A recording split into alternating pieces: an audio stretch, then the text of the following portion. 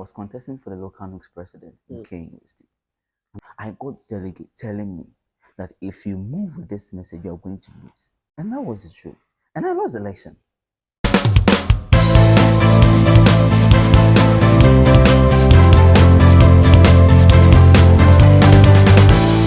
Hello, lovely people, and welcome to today's episode on the Students Guide podcast. As always, a place where we listen, we learn, we grow and improve to become the best versions of ourselves. Today is another inspiring and insightful episode. I'm going to have a conversation with a gentleman who is making an amazing exploit in his field of expertise. He's an author, a student leader, and an advocate for mental health or mental awareness. He is the author of this book, The Emancipated African, and he's someone that I met through leadership. And I'm telling you, this gentleman is one that you have to sit and listen to this conversation. So stick and stay, and I know you're going to enjoy every bit of this interview. So once again, you are welcome to the Students Guide podcast. And like I mentioned, today is going to be a very insightful conversation. Justice, welcome to the Students Guide podcast. Thank you very much, Honorable. You are doing so much. And Thank you. we are proud of you. Thank you. Yeah, I got to know you when I joined the KNUST Students Parliament, and I've seen your growth, and Charlie, you are doing well. You are doing well. So for me, I know you, but then for someone who doesn't know you, can you briefly tell us who you are? Okay, so I believe that is one of the most difficult questions. Oh, a bit difficult. Yeah, it's a bit difficult, right? It depends on what you want the people to know about you, right? Yes. So my name is Justice. Just as you rightly pointed out, my name is Justice Opoku. I started my leadership journey from SHS, where I was appointed as the health officer. Yes, as a health officer. And I was also the Bible studies coordinator for Kamsu during that time. Fast forward, I came to the university. Well, I was part of the National Science and Maths quiz. Hey, Brella boy. For which school? The one senior high school. Oh, wow, yes. Charlie. So I came to the university, and then one gentleman, Francis Kutin, he saw a potential in the young man. He was like, okay, I'm going to groom you for the presidency of the association. So fast forward, I think in first year I was appointed as the deputy health officer for our student association. And I rose to become the president of the association. Wow. And then I joined KSPH. That's where I met you. Yes, that's where we met. When I got there, fast forward, some people also saw a potential. And then they pushed me to contest for the chief whip, right? So I became the chief whip of for the minority or no, okay, what the minority? I wouldn't want us to. Because I remember I was in the majority. Yes. Yeah, I think I was in the majority. Yes. I don't want us to debate anything no, here. We are not debating. Yeah. Minority, yes. Keep quiet. Okay. Yes. So for the minority caucus, of course. Okay. Because and then I started receiving getting calls that I should come for the speaker. Okay. That one is about nomination. So they nominate you, and the majority, once they affirm, you become the speaker. Yeah. But then I had a different nominal call altogether, which is equally important, right? So I contested for NUCS president, KUST, local NUCS president, and then fast forward. Currently, I'm the Chief Justice for the Federation of Ghana Medical Imaging Student Association, FEGMISA, so at the national level. So I would say that will be a glimpse of my leadership journey so far. That is how we started, and I mean the level we are now. Yes. Then from your wealth and the wealth of experience, it means that you have so much to share. I have so much to share, right? That I believe that time wouldn't be enough. So I always pray that God will give me the strength, the knowledge, the capacity, the capabilities to leave the world empty. Yeah. Right. I would want to leave everything, to leave indelible footprints in the sands of time. Right. So that's one of my principles. That's one of my goals. I want to leave this world with indelible footprints, a legacy that the people can be able to live by. Yeah. I Yes. think that's the most important thing in life. You should live knowing that you've given everything that you have. Because I think some time ago I was listening to one speaker, and then he mentioned that the graveyard is so much enriched with potential Yes. because people had ideas, people had dreams, but then they were scared to act upon. And so if you have something in you, you should bring it out. And that's very wonderful. Justice, to another very, like, I find it very exciting. You've written a book.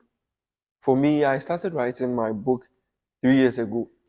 And honestly, I've not even written 2 pages. Like 3 years ago, bro. But then you've written The Emancipated African. Yes. And looking at the volume of the book, Charlie, there's so much in there. What inspired you to write a book?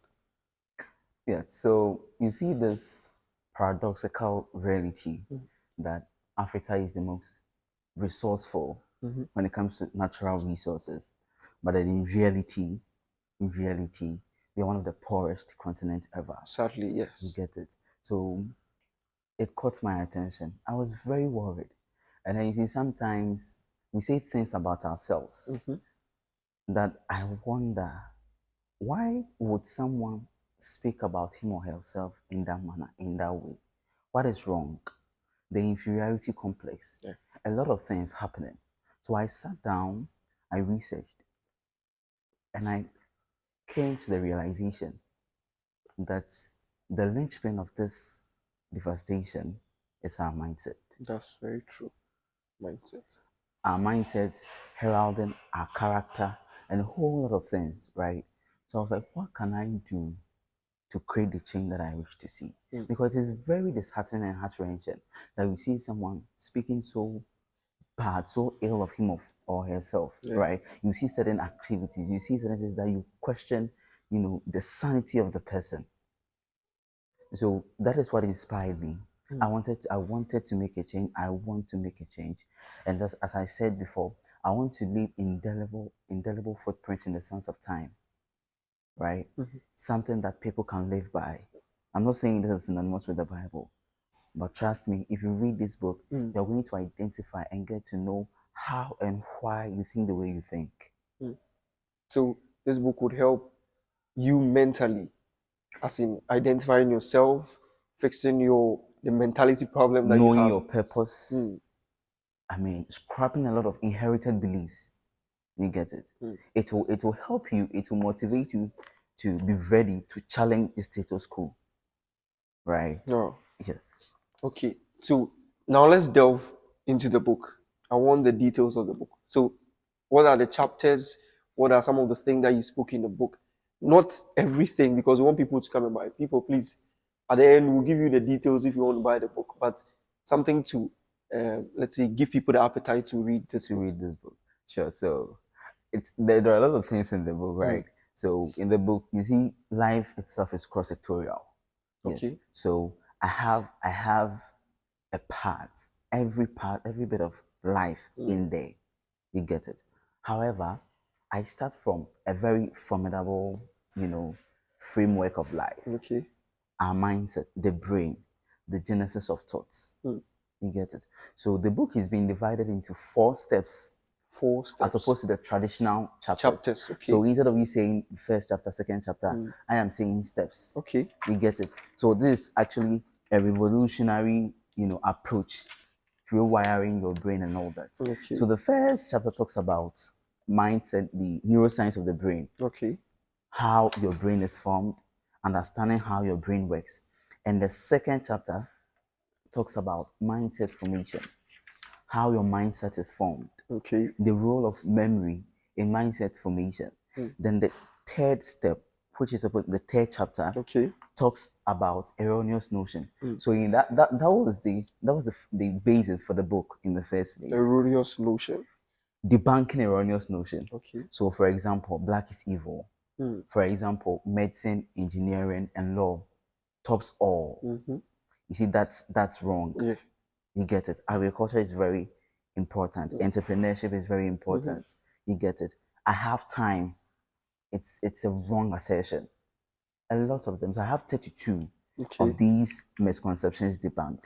Then I come to the fourth chapter, Marcus Garvey once said something that if you don't know where you are coming from, you wouldn't know where you are going. That's true. Yes. So I've touched on a brief history of Africa in the fourth chapter as well. You get it. Wow. So that is it. So in the first chapter, I talk about neuroscience of the brain and I talk about neuroplasticity. The fact that once a sperm hits an ovum, right, fertilization occurs. That's reproduction. Brela, National Science and Math quiz, so it's taking us to the quiz level. Okay. So you see, I understand. Once fertilization occurs, a lot of processes, follow suit, right? That's follow suit. So you have gastrulation, right? There's going to be blastula formation. Okay. And then there's going to be endodermal differentiation into the germ layers. That's where you have the endoderm, you have the mesoderm, and you have the ectoderm. Okay. This will in turn differentiate into other forms, your gut, your brain, whatever structure that you are saying that you know that you have in the human body is being differentiated into from these germ layers. Now, the ectoderm differentiates further into the neural plate. Okay. Right. It will go to form. I like the way it's going so much into the technicalities. I know you're also getting confused, but I know you arrived to where he's want to go. So let me just summarize it. Okay. Right. So at the end of the day, there's going to be the formation of neurulation. There's going to be the formation of a neural tube. Okay. And this neural tube will give rise to your brain. You get it? Okay. So you have the proencephalon differentiating into the forebrain, which will in turn differentiate into your cerebrum. Okay. You have the mesencephalon differentiating into your midbrain, right? And you have the rhomboencephalon differentiating into the hindbrain. Okay. You get it? That will give rise to the cerebellum. Okay. So I take you through all these, and then I let you know the functions of the part of the brain. Okay. So first of all, I'm teaching you in a very nice way. It wouldn't be like, you see, many people hate science when you're talking about the technicalities, they are running away, right? Yeah. So I've done it in a poetic way that you will enjoy. Okay. You get it? So once that is done, I teach you the part of the brain so that you know that the amygdala is the fear button. So that when you are afraid of something, when you are experiencing fear, you wouldn't see it as an enemy, but as a friend. Okay. See fear as a friend. You see fear as a friend. Okay. As something that will help you. Oh. Not something that is going to obstruct you from achieving your aim and purpose in life. Interesting. You get it? So understanding the various parts of the brain will help you, and that's why I take you through in the first chapter. And now, once that is done, then I bring you to neuroplasticity, the ability of the brain to rewire itself. So now you know the parts of the brain, you know how the brain even came to being in the first place. So neuroplasticity, the ability of the brain to rewire itself. That hinges on one main thing: experiences, repetition. So I take you through the features of neuroplasticity. The fact that if you keep doing something, you'll be keen to believe it. Okay. So if you are growing up, your mother keeps telling you that you're not beautiful, you're not beautiful. As a lady, you grow up and then you believe it subconsciously. Yeah. So I'll take you through the subconscious mind. Okay. The importance of the subconscious mind. You get it? Now, why am I doing all this? I thought we were talking about Africa. Yes, emancipated Africans. So why are you talking about? Why the brains? Like why are you talking about the various part of the brains and all that? Yes. Neurology or something. You get it? You have to understand neuroscience before you can perfectly or adequately understand why you are doing certain things. Okay. So that you can challenge your own thoughts. You can accept that you can think about your thinking. Wow. You get it? So that you can think about your thinking. So that you be conscious about the things you are doing and why you are doing it in the first place. Wow. You get it? So once I'm done with the neuroplasticity, you see that in 1969, there was a young man named Steve Biko. Okay. He founded the Black Consciousness Movement. And he realized that the people in the apartheid South Africa were living their life to please the whites. Okay. They were wearing suits. They were adopting foreign names and all that to feel superior, to feel recognized. You get it? And that was because day in, day out, they were seeing signs through the media, through religion, among other stuff, that they were inferior. So that's the power of the erroneous, some of the erroneous notions. So there are some of the things you do subconsciously. You see that they are tuning you to believe certain things that aren't true. Okay. So he started it, and then he started reforming the people. You get it? And so, and that's the same thing I'm doing. I always say that you cannot start a revolution. You cannot have a successful revolution without reformation. I was talking about Steve Biko, right? Now, the people in apartheid South Africa started behaving in a certain way because of their experiences. So, can I ask you a question? You can go ahead. Can we then say that experience is the best teacher? Experience, in a way, yes, the best teacher. Experience is the best teacher. Good. So, experience, while valuable, is limited by perspective. Explain further. Now, assuming a mother experiences a very bad marriage, right? A mother is prone to pass these experiences to her daughter as cautionary tales. Possibly. You get it? Yeah. I didn't have a very good marriage. Men are scum. I mean, don't trust men.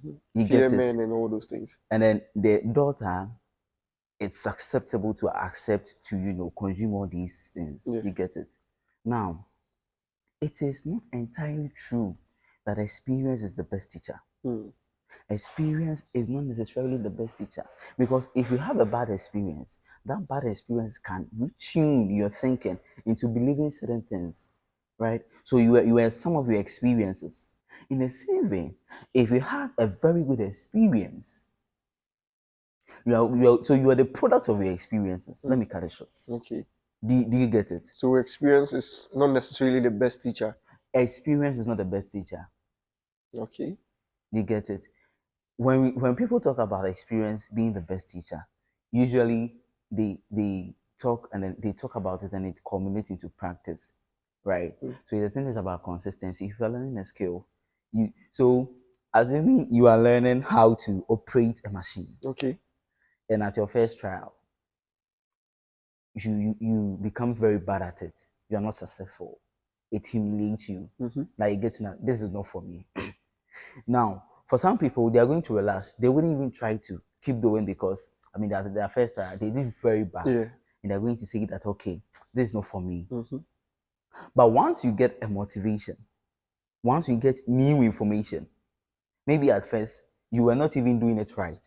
Instead of you pressing a button, you were not pressing a certain button, you were pressing a wrong button.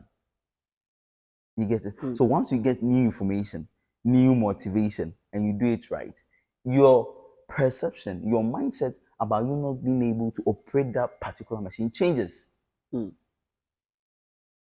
So if you sit down and then you say that Africa can never develop on its own, it is because of certain things you experienced.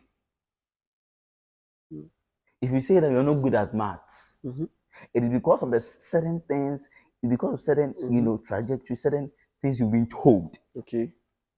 The maths is difficult. Maths is difficult. All these things rewires your brain into accepting that, look, maths is difficult. I won't even venture into it. I want to attempt it. So in the book, there was this young guy who, growing up, feared mathematics very much, right? He was like, this is scary. I cannot even do it, because he started trying, solving algebraic expressions, simple, basic algebraic expressions, and he wasn't able to do it. Now he went to the university. He joined the robotics club. And he got someone to give him new information to motivate him. He was part of the robotics club. And then his motivation in technology had been stirred up. Okay. So you see that he had to do it. He had to solve, some mathematical, he had to learn mathematics in a way to be through with the technological aspect of it. Not that he likes it. Okay. So once he got the right information, once he got the right motivation, he was able to get through it. And then his results came in and he had A's in mathematics. And I was like, okay, this is very simple. And I've been afraid of it all this while, since childhood. You get it? So I'm telling you, I'm asking you, I'm just letting you know that you believe whatever thing you are believing now because of your experiences. No, I'm telling you that we're a product of our experiences. So I'm giving you the key to life. Once you're able to control your experiences, your environment, and all that, means that you're going somewhere. Am I speaking to you? Okay. I hope you're enjoying the conversation. Yes. It's a very interesting one. Very, very interesting. And these are all things that I always say that as a person, okay, you should have an open mind. You shouldn't be, there's some people who are very straitjacket, like what they know, they are not, They are willing open to learn. change, willing to learn. Yes. But then as a human being, okay, you need to open yourself up to new experiences. Like you don't know everything. Okay, there's a saying that the more you learn, the more you know that you don't know anything. Exactly. That is, I've experienced that a lot. Sometimes, you see, I get a material and I start reading the material, and then I in subconsciously I think that, okay, when it comes to this, and I'm a bit invested in it. But I start reading the material, and I get to identify that what I know is just a minute fraction of the entire thing, and you can never stop learning. Yes. You get it. Life is a long learning experience, right? Lifetime experience. This book will subject you to challenge a lot of things that you know. You're stimulating my appetite to read this book, man. No. You have to give me one copy for free, Charlie. So, or what do you say? He has to give me one copy, right? Easy. It goes for a cool 100 cedis though. Oh, 100 cedis. It's not, you see, because I want a lot of people to get access to it. It's not that So I want you to do something for my people watching me, the Students Guide community. I want you to give a discount percentage to the first 10 people who would reach out to buy this book. Yes. I'm thinking, oh yeah, okay. So I'm taking 10 cedis off. So is it 10% discount? Yeah, 90 cedis for. Okay. So guys, the first 10 people who would be willing to buy this book, you have a discount. Yeah. And you have to thank me for that. Okay. Yeah. So let me ask, I've been recently, I saw your post in the comfort zone. Yes. So with regards to the comfort zone conversation, a lot of people are in their shell, in their box, and I was one of those people. I'll do one episode where I'll talk about my experience. For 18 solid years, okay, I was in my comfort zone. I felt inferiority complex. And so even though like you meet me, yes, I'm a smart guy, I'm open, but then I had that problem of inferiority complex and being in my comfort zone because I don't want trouble. And a lot of people are in that same shoes. So what would you give to help someone who is in that situation as well? For the person to leave his or her comfort zone. Yes, step out of the comfort zone. Okay. Can I burst your bubble? I'm listening. Do not leave your comfort zone. I'm going to challenge you, but then you bring your points. Yes. So, there is a popular misconception, right? We are misunderstanding comfort. Okay. We are misunderstanding comfort. When you take fish out of water, it dies. Yes. Water is the comfort zone for fish. That is its environment. Okay. So, do not leave your comfort zone. Now, the fish has adapted features. It has gills for gaseous exchange. And when you take the fish out of the water, this gills collapses. It reduces the surface area.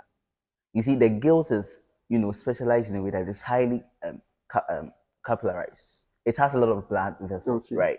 So once you take the fish out of the water, the gills collapses. Gaseous exchange reduces. And then the fish experiences asphyxiation, depletion of oxygen. Okay. And the fish is going to die. What I'm telling you is that you do not have to leave your comfort zone.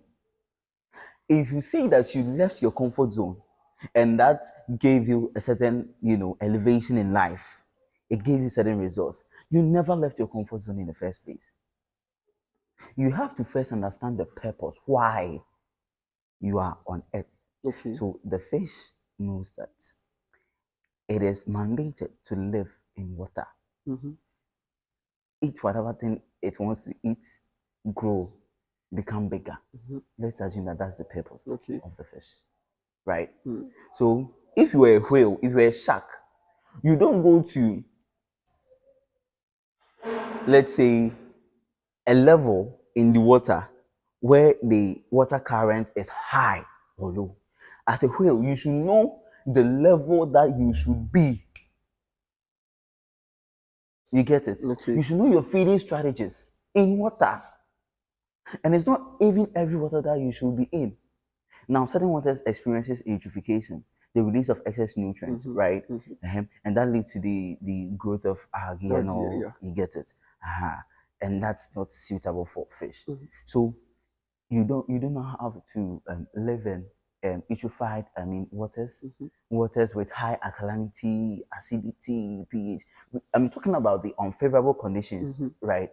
So if you are tilapia, you don't go, let's say, deeper. You're going to die there.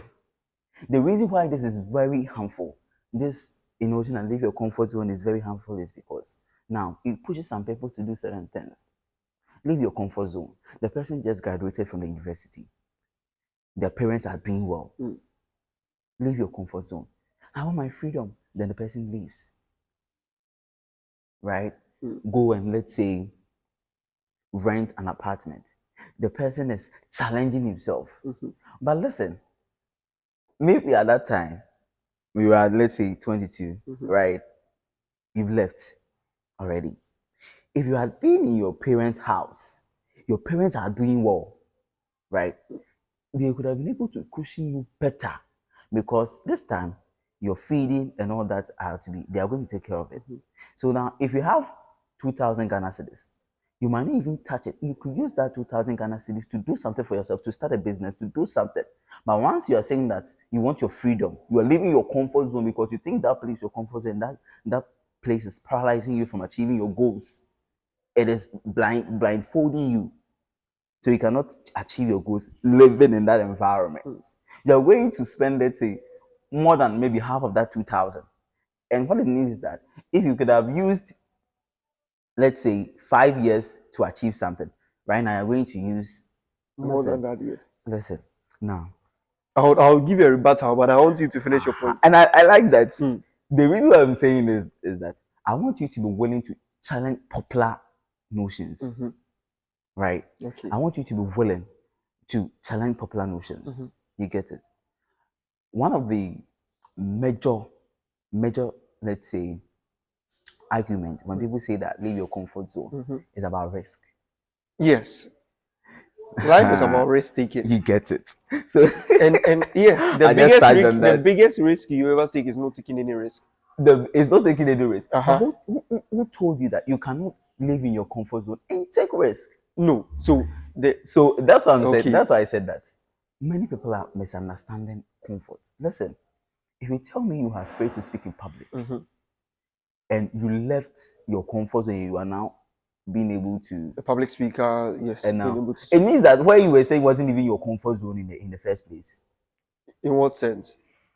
Because so the whole comfort zone thing is so that's what I'm saying, that like we've many people have misunderstood. So in that case, what would you define that comfort? Yes. Comfort. Yes.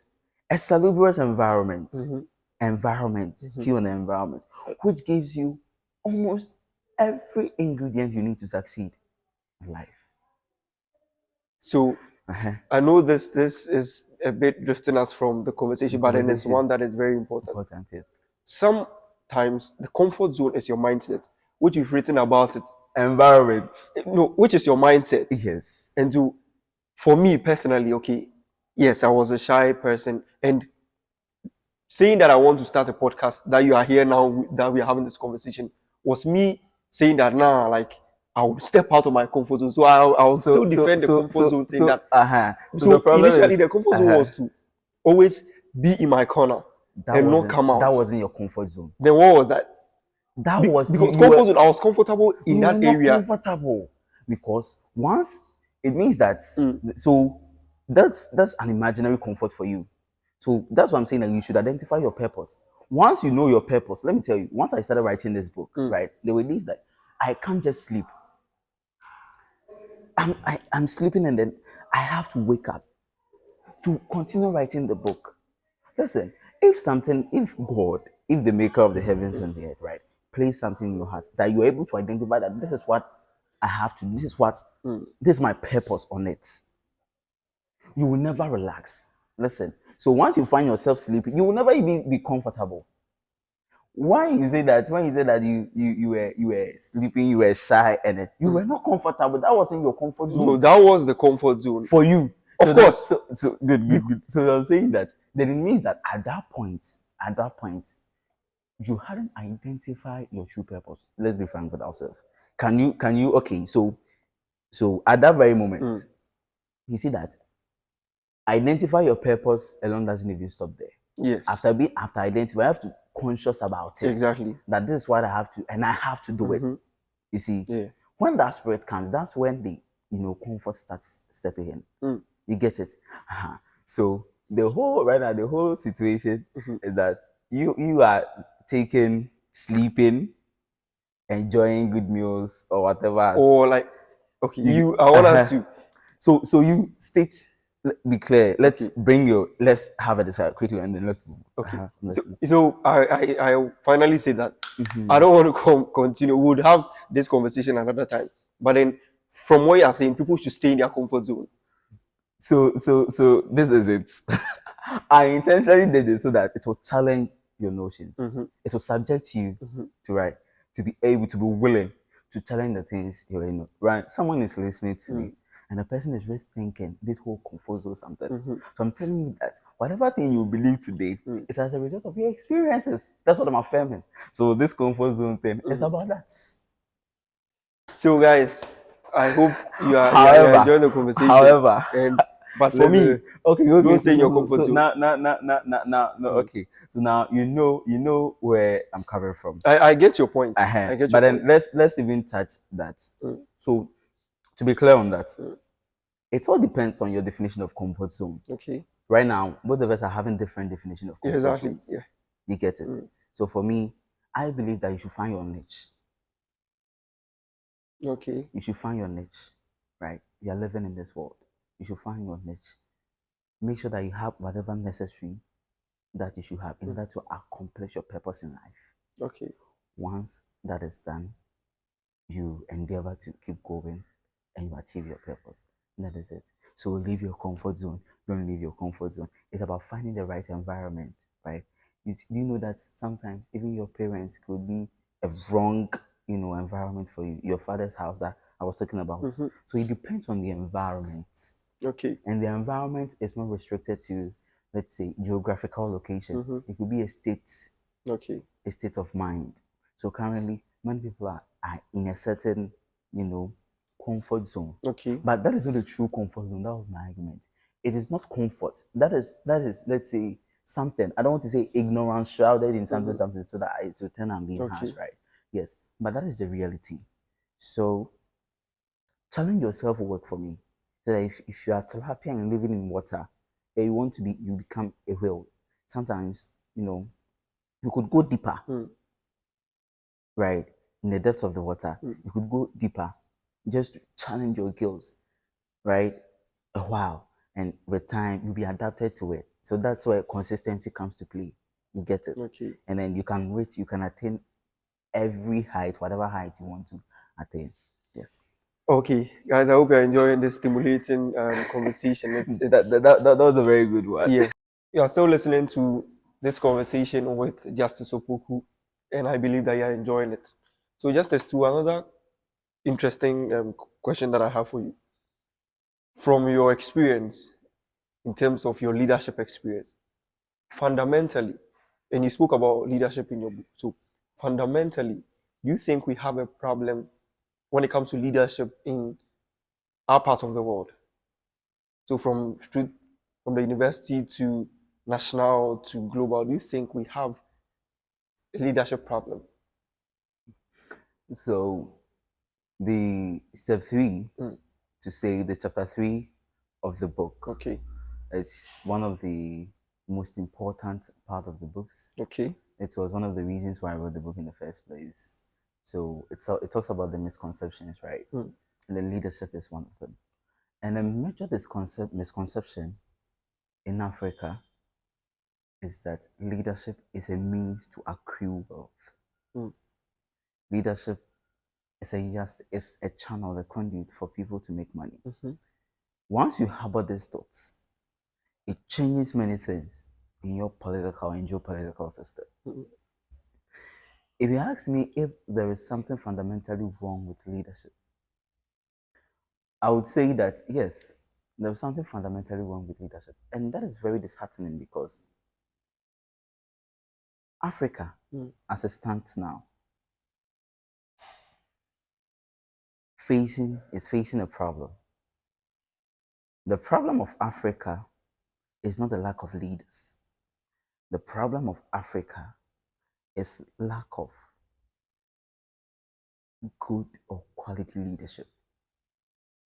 Okay. We have the leaders.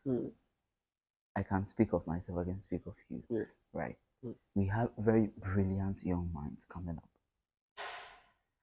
You can ask yourself, why is it that these people, when they are growing up, look very promising, but when they get there, looks like then there's a change of something. It tells you that that something is cancerous. Now, it is because of the system we've raised for ourselves, the culture. Do you know that when I was contesting for the local NUCS president in K University, I'm telling you, I got delegates telling me point blank. Now, one of my major messages was that I'm not going to give anyone money to vote for me because I believe that electoral clientelism is one of the things that is weakening our political system. I told them that I'm not going to give anyone any money or any incentives whatsoever to subject them into voting for me. If you believe in my political ideologies, vote for me. Listen, I got delegates telling me that if you move with this message, you're going to lose. And that was the truth. And I lost the election. Wow. Because you're not willing to give people money. So you can name it in every way you want it. You can label it whatever way you want it. But that is electoral clientelism. You are paying people to vote for you. Which is something that is going on actually. So that is the culture we've raised for ourselves right now. Now, once we are electing a leader, as for many African countries, and even in schools, you're asking me about schools and universities. Mostly in universities. We don't even look for competence. We are not asking about competence. We are not looking at policies. No, it's about what you are going to get from it, the personal interest, and usually that hinges on money. So at the end of the day, the candidate with the deepest pocket is going to win the election. So now listen, I'm contesting for an election. I don't have the money, right? So let's say I'll go to Mr. A for the money. Okay. Mr. A is maybe a drug lord or whatever. Even if Mr. B is not engaging in any atrocities, right? Mr. A is going to give me the money. I'll come and give the money to you to buy your vote. It means that you've lost the moral justification to accountability because I actually bought the vote. You get it? Now, once I get into power, it means that I would have to satisfy Mr. A. So if Mr. A says that, okay, there is a job opportunity, right? This is my nephew, this is my cousin, this is my wife. Your hands are tied. Your hands are tied because you have to pay back. Yeah. So if there is a contract, right, you're going to give it to him. He might not be the best person to do that. So it means that quality is going to be compromised. That is the first thing. Secondly, now, because let's say I borrowed a lot of money from people, right? As a leader, I mean, subconsciously, you'll be subjected into believing that you will have to pay your debts or maybe settle these things, right? So what it means is that many leaders are going to inflate their budget. So if it will take, let's say, 20 cements do it to finish like 50 or 100. Now, here is the shocker. Once they do that, once they inflate the budget, after inflating the budget, they're not even going to use, they're not going to buy 50 cements. They might even buy 15 because they would have to get money to run the next election. Okay. So they get into power with their aim of getting money to run the next election. Which is a problem. It has become a transaction, a business. You get it? And so they'll use the 15 cement to construct a road. A road which let's say in normal sense should, let's say, requires about maybe 80. They're going to use 15. So it means that 3 months the road will start, Yeah. you know, Deteriorating. deteriorating. You get it? So if you want to really change this, you have to start with the people. That's why I always say that you cannot start a revolution, a successful revolution, Without without reformation. reformation. So the fundamental aspect, the fundamental thing that is wrong with the African people in leadership, it's about the mindset. It's about our moral system. It's about the system we've put in place. So it's not about the lack of leaders. Listen, we have the best of leaders. We don't talk Dr. Kwame Nkrumah. I'm saying that you give us the opportunity. But right now, if you give me Ghana to handle, Ghana to govern, I will take your time, because I'll first start reforming the people. Listen, no matter who you are, once you pass through this step, because you wouldn't even get a chance to leave the people if you don't pay cognizance to this culture. It's a culture we built for ourselves. Now, the people believe that once you get there, you're going to, quote unquote, chop money. So if we are finding, quote unquote, an employment for you, job for you, you have to give us something. And so once I give you money to be there, you don't expect me to fix the road. Like, in a way, so it's an equation. So if we really want a change, it should start from somewhere. You can insult, you can do whatever thing, talk about politicians in any way. Listen, the problem is starting from somewhere. We have to change our moral system. History doesn't repeat itself. History runs in a rhythm. The actors, the political actors, sometimes they are not the same political actors. However, we have inherited beliefs, systems, and norms and cultures. Big man. So if you really want to change, you see, I'm very particular about this. One of the main reasons I wrote this book is about that. Debunking erroneous beliefs. Now, I'm very serious right now. You get it? So that is one of the things that, if you really want to listen, you have an idea about Justice. Justice is a very good president, Justice is a very good leader. If Justice should become the president, you change a lot of things. I'm telling you, my brother, I'm here. If I should pass through this same system, you get there and you be an entire different person. Because you cannot get there without engaging in it. And once you engage in it, it's like an ecosystem. You have to pay your respect to it. So if you really want to make a change, it should start from information. Let the people understand to put the country first, their morals. Now, I was having this conversation with one very honorable gentleman, and then he was saying that you can have a leader who put stringent measures in place, laws, will enforce the law, that people listen. The problem is you wouldn't even get there to do that. The system will fight against you. It will get to a time that you will accept that if you want to change the system, you have to be in the system. So another way for someone to do this, apart from the reformation, prior reformation before the revolution, is someone who already has resources. Okay. Right? You have the resources. And you are willing to sacrifice. So you pay cognizance to this culture. You become part of it. And once you get there, you try to change, because at the end of the day, you're not taking these resources and whatnot from anyone. And that one might not be very effective. You get it? So the best thing to do is to reform the minds of the people. Let the people understand that what they are doing is jeopardizing the success of the country. If you don't do that, and you join this terrain of culture and come to power, my brother, you'll be just like them. I've been a living testimony. Listen, I have plans of, let's say, I wouldn't review them. But once I was talking to some people, they were like, the morality of it alone. It involves scheming against people, straining relationships. That's the kind of politics. Unless we raise a culture that you are willing, you are able to put down your ideas. People are just opposing ideas to vote, and becomes interest.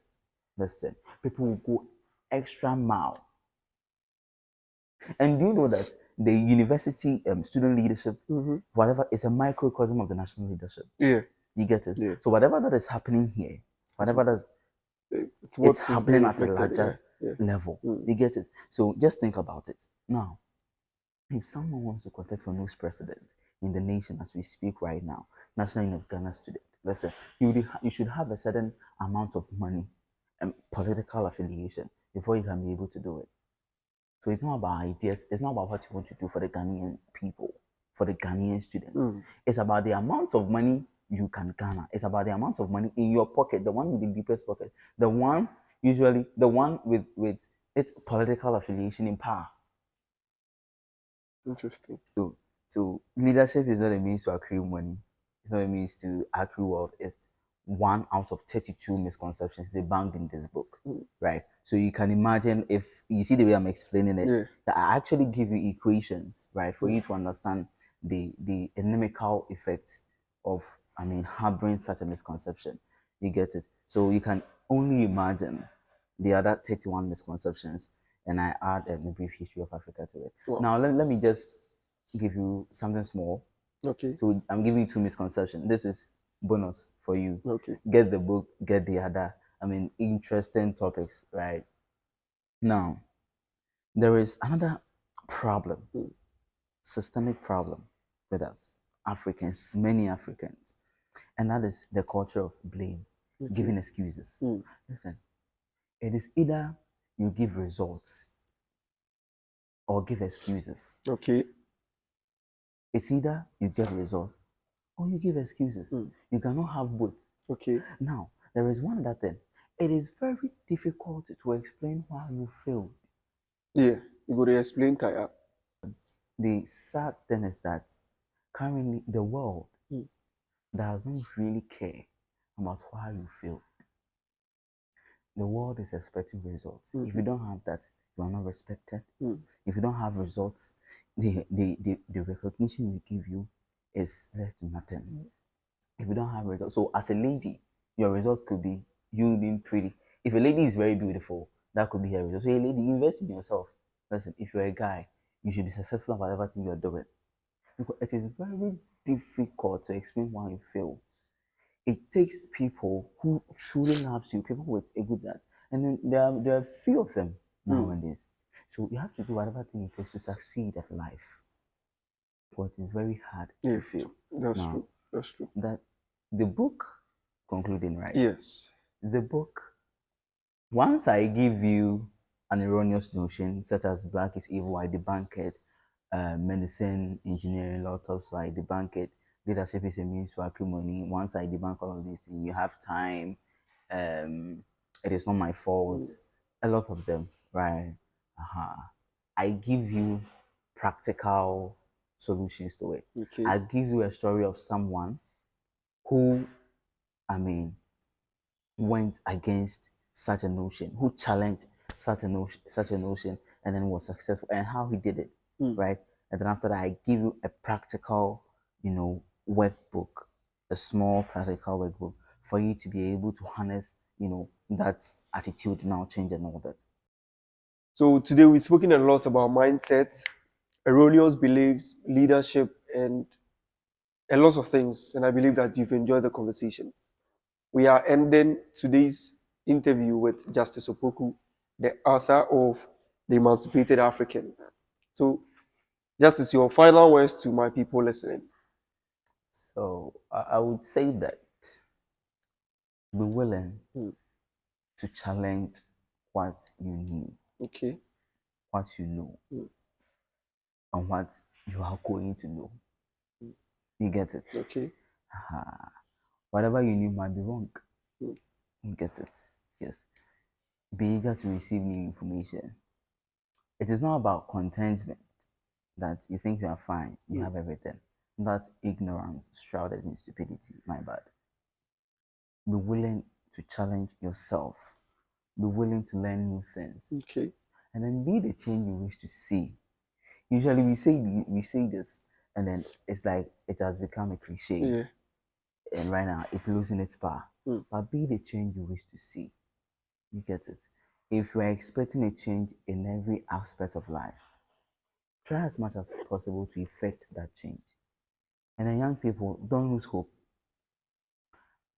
I believe that there are many people like myself who see the system that we are running currently, and then you all know that there's a problem with the system. There's a problem with the system, and if you continue like this, it's going to be a big. It's a conundrum for us. But please, let's not lose hope. Esperance. Let's just hope that at the end of it all, victory. And Africa will be at that height we hope it will achieve. I mean, gradually we are getting there. Gradually, we are getting there. But let's not stop. Let's keep grinding. Thank you very much, Justice. And if someone who wants the book, how can the person get it? So the book is on Amazon, right? Okay. You go on Amazon, the soft copy is on Amazon. You search The Emancipated African, Unleashing the True Idiosyncratic African Nature in You. It will pop up. You just, Okay. And then also, if you want a copy, a hard copy, right? You're in Ghana, Togo, everywhere. I mean, on the continent, you can just, text me on WhatsApp 05300 55037. And it goes for a cool 100 cedis. Cool 100 cedis. A cool 100 cedis. You see, it's not expensive. Oh, right? it's not. But then you said for the first, I should give. Yeah, for the first 10 people. 10 people would give you a 10% discount. So 90 cedis for them. Yeah. That's fine. Yeah. So thank you for listening to today's episode, and I believe you enjoyed it. If you did, share to someone who might as well benefit, and together we become the best versions of ourselves. See you in the next one.